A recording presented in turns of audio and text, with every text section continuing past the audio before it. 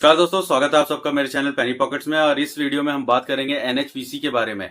National hydro power corporation limited ये एक सरकारी कंपनी है जो कि इलेक्ट्रिसिटी प्रोवाइड करती है, इलेक्ट्रिसिटी जनरेट करती है। लेकिन इसे हम सरकारी कंपनी इसलिए कह रहे हैं क्योंकि इस कंपनी का 100 में से 67% का हिस्सा गवर्नमेंट ऑफ इंडिया और प्रेसिडेंट ऑफ इंडिया के पास है। तो ये एक तरह से सरकारी कंपनी हुई।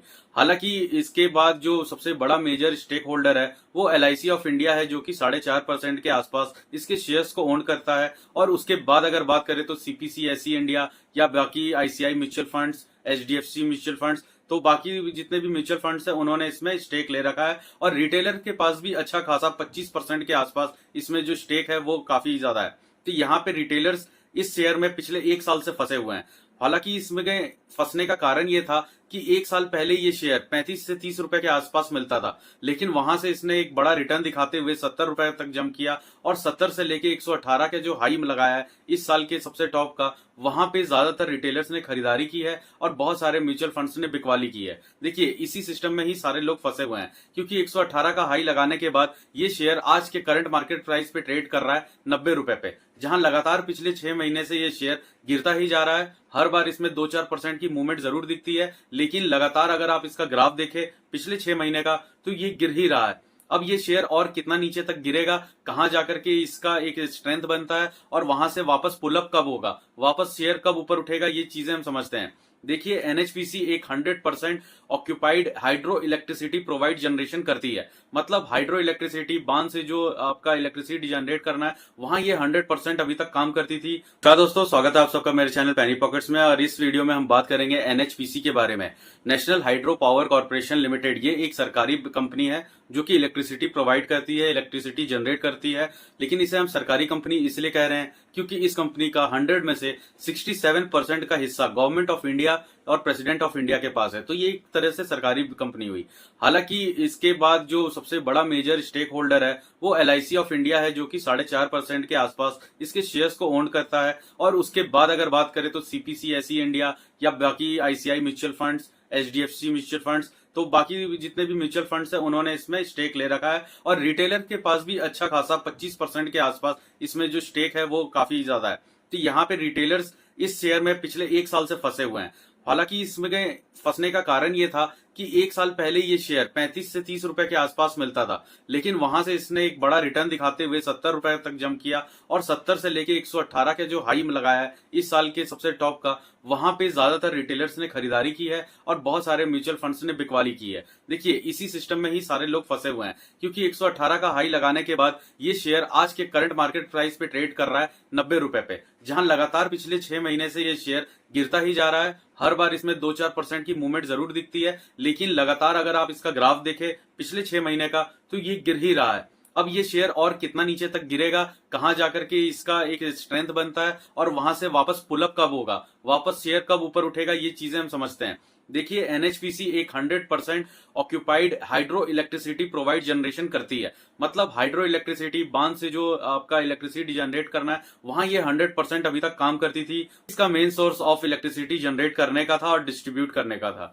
लेकिन अब कंपनी ने अपने पोर्टफोलियो को, अपने वर्किंग को डाइवर्सिफाई किया है। जैसे कि अब ग्रीन रेवोल्यूशन की बातें चल रही हैं, ग्रीन एनर्जीज की बात चल रही है और सोलर एनर्जी, सोलर पैनल्स का इस समय जमाना चल रहा है। तो कंपनी ने भी अपने मॉड्यूलर को शिफ्ट करते हुए, पोर्टफोलियो ऐसे डाइवर्सिफाई करते हुए, जो सोलर पावर पैनल्स हैं, सोलर प्रोजेक्ट्स जितने भी हैं या विंड प्रोजेक्ट्स हैं, उसमें भी हाथ आजमाना चालू कर दिया है। यही इसके साथ साथ आप जानते होंगे कि एक एसजेवीएन करके भी कंपनी है सरकारी, जिसका भी प्राइस 150 रुपए तक जा चुका है और वो इस वक्त बहुत ही ज्यादा लॉस में है। ये एनएचपीसी और एसजेवीएन दोनों ने एक साथ ही उठना शुरू किया था। इसमें लोगों का काफी पैसा फंसा हुआ है। ऐसी समय पे एनबीसीसी जैसी कंपनियां डबल हो चुकी हैं, 180 के लेवल तक जाके वहां से बोनस स्प्लिट देना। लेकिन एनएचपीसी ने ना तो बोनस दिया है, ना तो ये स्प्लिट हुआ है, और ना ही इसका जो डिविडेंड अमाउंट है ये कुछ ज्यादा अट्रैक्टिव और ये 2% के आसपास, यानी कि साल में 2 रुपए के भी आसपास ये अपने डिविडेंड शेयरधारकों को दे रहा है। तो ये काफी कम है। और सबसे बड़ी बात है कि एनएचपीसी में फंसे रहने की वजह से शेयर्स में ज्यादातर लोग लॉस बुक करके निकल रहे हैं।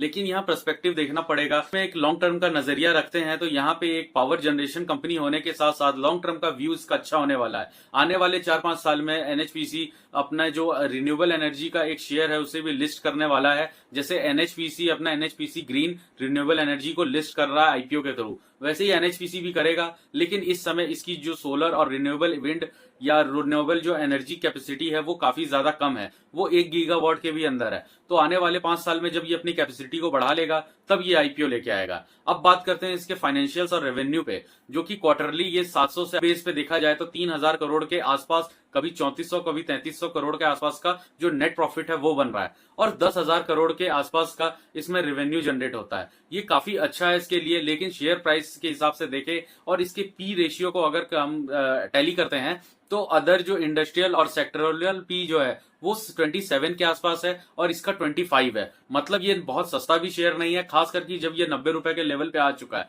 यहाँ पे आने के बाद भी ये शेयर सस्ता नहीं है, तो इसका मतलब यहाँ से भी 10 से 15 रुपए तक की गिरावट आपको देखने को जरूर मिलेगी। और जब वो गिरावट होगी तब लगेगा ऐसा कि मार्केट में बहुत ज्यादा सेलिंग प्रेशर आया है इस पर्टिकुलर शेयर को लेके। लेकिन एक बार जब ये 85 या 80 रुपीज के लेवल को टच करेगा तो इसी शेयर में इतनी ज्यादा हैवी बाइंग आएगी, क्योंकि लोगों को पता है, एनालिस्ट को पता है, फंडामेंटली कंपनी स्ट्रांग है, तो वो लोग इस शेयर को एक्यूमुलेट करना चाहेंगे, म्यूचुअल फंड्स इसमें पैसा डालेंगे। वैसे भी इस वक्त म्यूचुअल फंड्स के पास 2 लाख करोड़ से भी ज्यादा का कैश पड़ा हुआ है, तो वो लोग 1-2% भी अगर इसके अंदर डालते हैं तो 20,000 करोड़ से भी ज्यादा का इसमें एक तरह की इन्वेस्टमेंट देखने को आपको मिलेगी।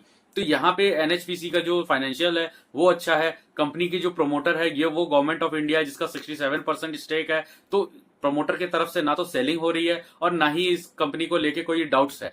आने वाले समय में इनका जो विजन है वो ग्रीन एनर्जी को लेके काफी क्लियर है, जो कि सोलर और विंड में अपनी कैपेसिटी बढ़ाना चाह रहे हैं। तो हर तरीके से अगर देखा जाए तो कंपनी के फंडामेंटल्स स्ट्रांग है, कंपनी के जो रेगुलर प्रोसेस है उससे बढ़ के है, टारगेट्स अच्छे दिए हुए हैं कंपनी ने। अब यहाँ पे हमें देखना पड़ेगा कि Q2 का जो रिजल्ट आने वाले 2 से 3 दिनों में रिलीज होने वाला है, क्या उसमें कंपनी अच्छा परफॉर्म कर पाएगी। तो यहाँ एक क्लिच ये भी है कि इस बार के क्वार्टर रिजल्ट थोड़े से मायूस करने वाले हो सकते हैं, क्योंकि पिछले 2 महीनों से हमने देश भर में मानसून देखा है और मानसून में जो पावर की सप्लाई होती है वो कम हो जाती है, लेकिन पावर जनरेशन ज्यादा होता है। मतलब कंपनी के पास एक सरप्लस पावर गीगावाट जो कंजप्शन है वो रखा हुआ है। मतलब आने वाले जो क्वार्टर्स होंगे, क्योंकि जो दिसंबर का समय आने वाला है ठंड का, जो पूरा अपर इंडिया है वहां पे ठंड रहती है, डिमांड एनर्जी की कम हो जाती है, लेकिन पूरे लोअर इंडिया, साउथ इंडिया और ईस्ट इंडिया में डिमांड एज इट इज रहने वाली है। और जनवरी के बाद से पूरे देश में ठंड का माहौल कम होता जाएगा और इलेक्ट्रिसिटी कंजप्शन बढ़ते रहेगी। आप इसके मंथली या ईयरली चार्ट्स को भी देखें तो आप देख सकते हैं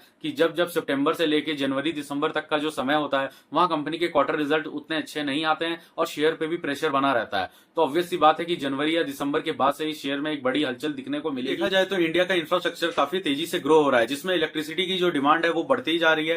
हालांकि इस सेक्टर में बहुत सारी कंपनियां हैं, लेकिन उन सबके ऊपर भी एक बर्डन रहता है इलेक्ट्रिसिटी के जो कंजप्शन है उसको फुलफिल करने का। वैसे ही जो हाउस होल्ड रेंटल और जितने भी रियल एस्टेट प्रॉपर्टीज हैं उसकी भी डिमांड हाई है। मतलब ये जितना रियल एस्टेट सेक्टर बूम करेगा, जितना भी इसमें अपग्रेडेशन होगा, उसमें इलेक्ट्रिसिटी की जो रिक्वायरमेंट है वो पूरी होती हुई दिखेगी। तो आने वाले समय में जितना ईवी का यूज होने वाला है, बैटरीज के सारे रिचार्जेस होंगे, और वैसे भी ईवी सेक्टर इतना ग्रो करने वाला है। ओएनजीसी, बीपीसीएल जैसी बड़ी बड़ी कंपनियां, अडानी या रिलायंस जैसी कंपनियां और खास करके टाटा पावर जैसी कंपनियां, ये सब चार्जिंग स्टेशन से इंस्टॉल करने में लगे हैं। थर्ड पार्टी ऑर्गेनाइजेशन जो छोटे स्केल पे आ रही है, जो सिर्फ प्रोडक्ट मैन्युफैक्चर करना जानती है, लेकिन उन्हें पीछे से बैकएंड सप्लाई चाहिए इलेक्ट्रिसिटी का। तो इस पर्सपेक्टिव में देखें तो आने वाले समय में इलेक्ट्रिसिटी की जो डिमांड है, इलेक्ट्रिसिटी की जो कंजप्शन है वो इतनी ज्यादा बढ़ने वाली है कि एनएचपीसी हो या एसजेवीएन हो या अदर जितनी भी कंपनियां जो कि मिनी रत्न के लेवल पे काम कर रही है, उन सबकी पावर कंजप्शन जो है वो बढ़ने वाली है और पावर डिमांड भी बढ़ने वाली है। ये सब चीजें देख के एनएचपीसी में अगर किसी का लॉन्ग टर्म का व्यू है